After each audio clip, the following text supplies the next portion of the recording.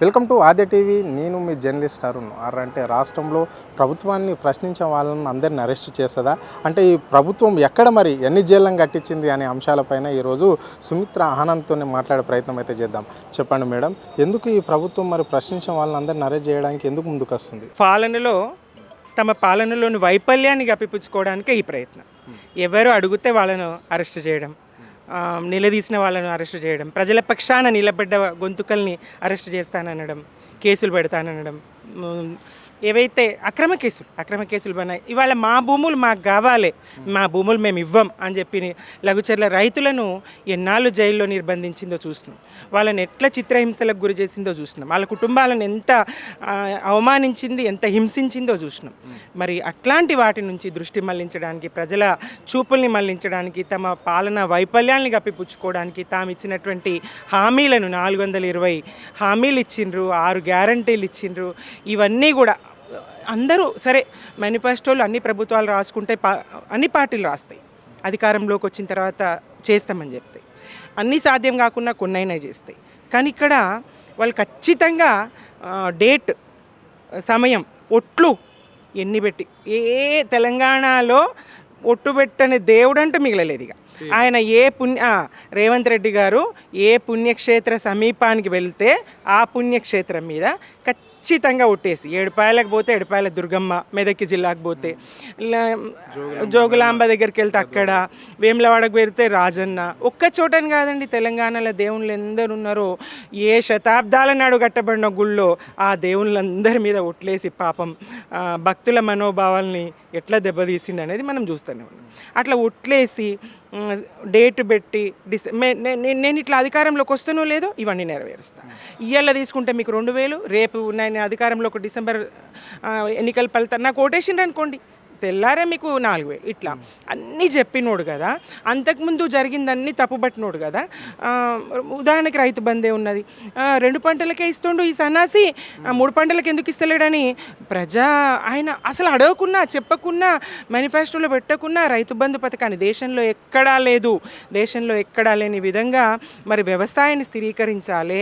దేశానికి అన్నం పెట్టేది రైతు, అన్నదాత వెన్నుదన్నుగా నిలబడాలి, అండగా ఉండాలి. పంటొక్కటి పండితే 5,000 ప్రజలందరికీ నోట్లోకి పోతే ఇంతకన్నా కావాల్సింది ఏం లేదు. ప్రధానమైనటువంటిది ఆహారం, జీవనోపాధికి మనిషికి ప్రధానమైనటువంటిది ఆహార ఉత్పత్తి రంగమైనటువంటి వ్యవసాయానికి వెన్నుదన్నుగా నిలబడాలని చెప్పని మాట తాను ఎన్నికల్లో చెప్పలేదు, హామీ ఇవ్వలేదు, మేనిఫెస్టోలో పెట్టలేదు. అయినప్పటికీ రైతు బంధు ఎకరానికి 8,000గా మొదలుపెట్టి 10,000 చేసిండు. మళ్ళీ కూడా పెంచుకుంటాను కూడా చెప్పిండు ఎన్నికల్లో.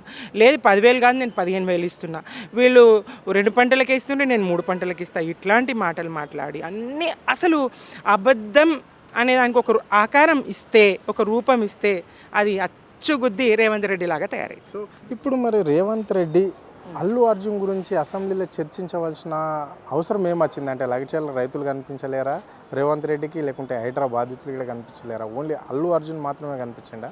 ఆ రోజు ఎజెండా అంశం ఏంటంటే అసెంబ్లీలో రైతు భరోసా మీద చర్చ పెట్టాలి.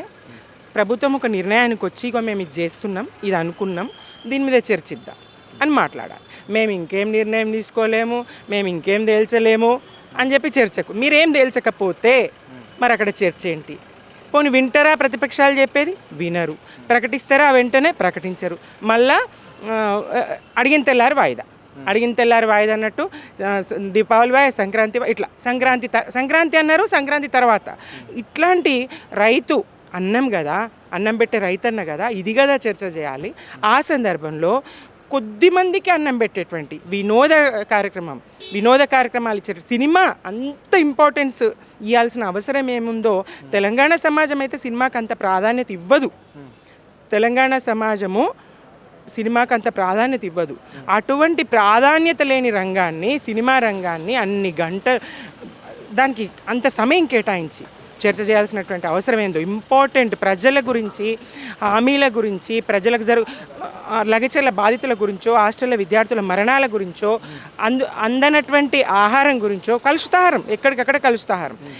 రోజు ఏదో ఒక హాస్టల్లో లేదంటే ఏదో ఒక స్కూల్లో మధ్యాహ్న భోజనం వికటించి పిల్లలు వాంతులు, విరేచనాలు, ఆసుపత్రుల పాలు, బళ్ళో బెంచీల మీద చదువుకోవాల్సినటువంటి పిల్లలు ఆసుపత్రి బెడ్ల మీద పడుకొని ఉంటున్నారు.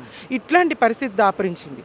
ఇవన్నీ పక్కన పెట్టి ప్రజల దృష్టి మళ్లించాలని లేని రాజకీయం, ఆ వెండి తెర రాజకీయాన్ని తెర మీదకి తీసుకొచ్చి నిన్ను నువ్వు కాపాడుకోవాలనుకోవడం తప్ప వేరే కాదు రేవంత్ రెడ్డి గారు.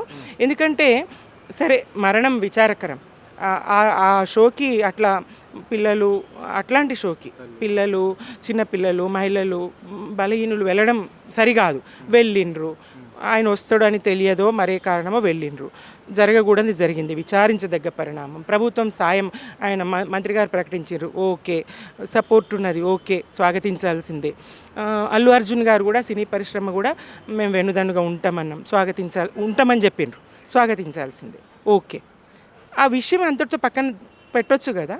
ఆ విషయాన్ని నిన్ను మర్చిపోయిండని, నీ పేరు మర్చిపోయిండని ఇప్పుడు తెలంగాణ సమాజం అనుకునే విధంగా, అప్పుడు ఎంత కొంతమందికి తెలుసో విషయం కానీ ఇప్పుడు మాత్రం ఇది క్లియర్ అనే విధంగా నువ్వే స్పష్టం చేస్తున్నట్టుగా నిన్ను నువ్వే తెలంగాణ బజార్లో పెట్టుకున్నావు రేవంత్ రెడ్డి గారు. ఇది సమంజసం కాదు. నువ్వు నిలబడ్డావు, ఇప్పుడు నువ్వు నిలబెట్టుకున్నట్టు అయింది. నన్ను నా పేరు గుర్తుపెట్టుకున్నందుకు, నన్ను సంబోధించినందుకు నేను కక్ష తీర్చుకుంటున్నా, నేను ప్రతీకారం తీర్చుకుంటున్నా అని చెప్పినట్టయింది, చెప్పినట్టయింది. సీఎం అంటున్నాడు, ఒక అల్లు అర్జున్కు కాలు ఇరిగిందా, చేతులు ఇరిగినాయా అంటే ఆయన ఒక్కరోజు అరెస్ట్ చేస్తే ఇంత సమాజం ఎందుకు ఆయన దగ్గరికి వెళ్ళవలసిన అవసరం వస్తుంది? సినీ పరిశ్రమకు సంబంధించిన వాళ్ళు కావచ్చు, రాజకీయ నాయకులు కావచ్చు, ఎందుకు వెళ్తున్నారు అంటే సాగు బతుకులు ఉన్న బాబుని ఎందుకు పరామర్శించడం లేదు ఈ సినీ పరిశ్రమకు సంబంధించిన పెద్దలు అని చెప్పేసి సీఎం అంటున్నాడు. దాన్ని ఎట్లా చూడొచ్చు? జగపతి బాబు గారు చెప్పిండ్రు, నేను వెళ్ళినా బాబును సందర్శించిన, కానీ ప్రచారం వద్దనుకొని చెప్పలేదు. ఇంకొకటి, బాబు ఐసీయూలో ఉన్నాడు, హాస్పిటల్లో ఉన్నాడు, అక్కడికి అందరూ వెళ్ళలేరు, వెళ్ళకూడదు కూడా. రెండవది విషయం, ఇప్పుడు బర్నింగ్ అంశం టాపిక్ కొంచెం ప్రశాంతంగా అయినాక ఎవరైనా వెళ్ళి సహాయం చేద్దురేమో, కలుద్దురేమో, ఒకటి. రెండవది, నేను సూటిగా అడగదలుచుకున్నా, ఓటుకు నోటు కేసులో మీరు ముఖ్యమంత్రి గారు నాడు మీరు దొరికినాడు, రెడ్ హ్యాండెడ్గా పట్టుబడ్డనాడు, మీరు జైలుకు వెళ్ళినాడు, మిమ్మల్ని పరామర్శించడానికి ఎవరన్నా వచ్చిండ్రా, రాలేరా? వస్తే ఎందుకు వచ్చిండ్రు? మీరు చేసింది బహద్దూర్ పనా?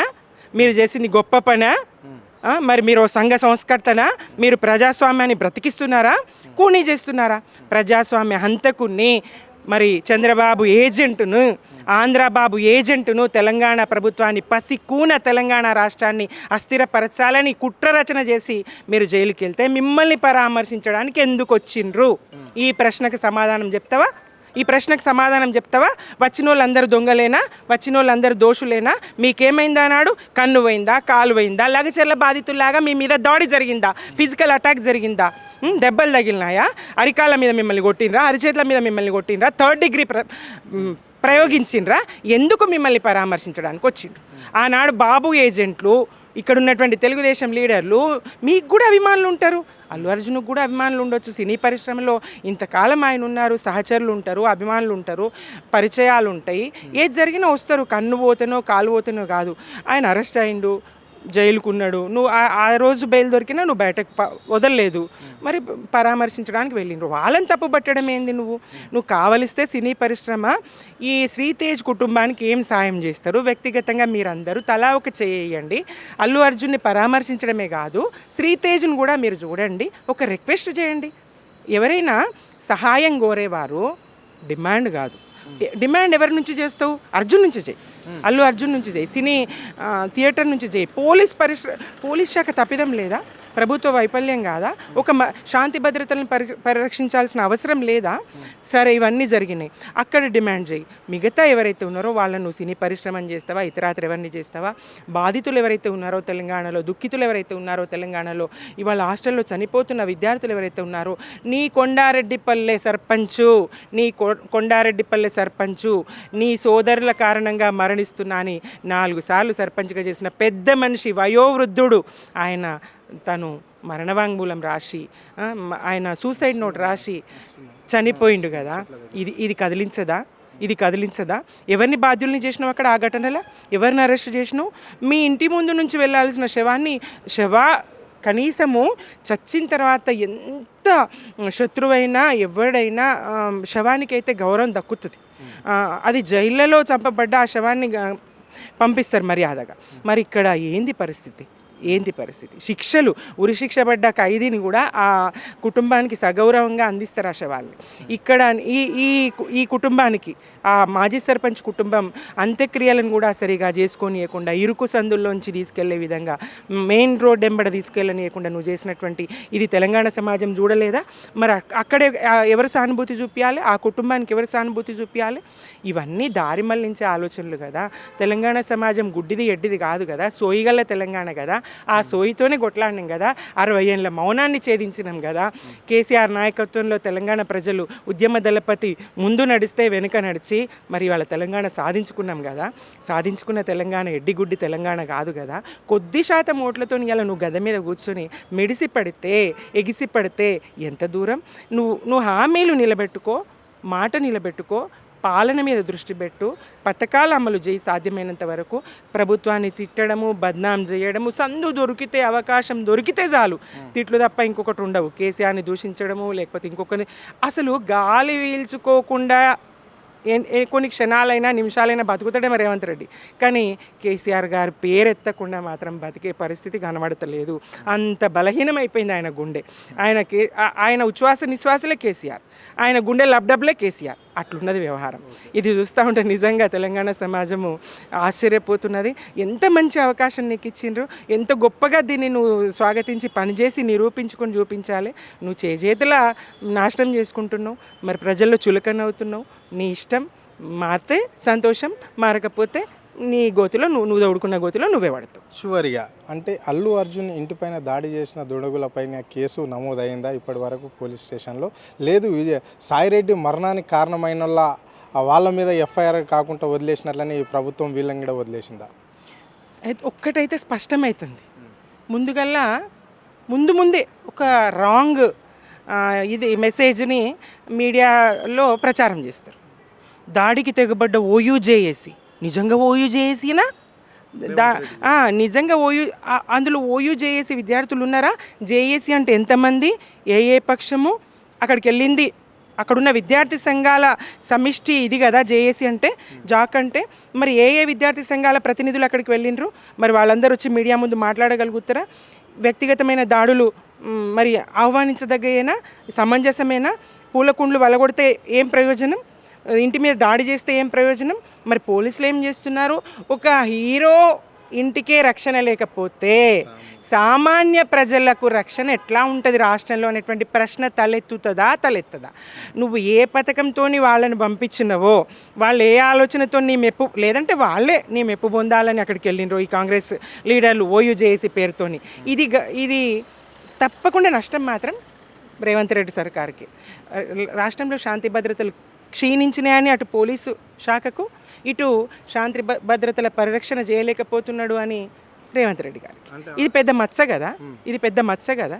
ఇది పరిస్థితి. అంటే అక్కడ అల్లు అర్జున్ పైన ఇంటిపైన దాడి చేసిన వాళ్ళు ఓయూజేఏసీకి సంబంధించిన నేతలు, విద్యార్థులు కానే కాదు, ఓన్లీ కేవలం కాంగ్రెస్ పార్టీకి సంబంధించిన రేవంత్ రెడ్డికి సంబంధించిన విద్యార్థుల్లాగానే ఉన్నారు వాళ్ళు చెప్పేసి చెప్పడం అనేది అయితే జరిగింది. సో వాళ్ళపైన ఇప్పటి వరకు కూడా ఇంకా కేసు అయిందా కాలేదా అంటే, అప్పుడు రేవంత్ రెడ్డికి సంబంధించిన కొండరెడ్డిపల్లి సర్పంచ్ చనిపోతే కూడా ఆయన ఒక సొసైటీ లెటర్ రాశాడు.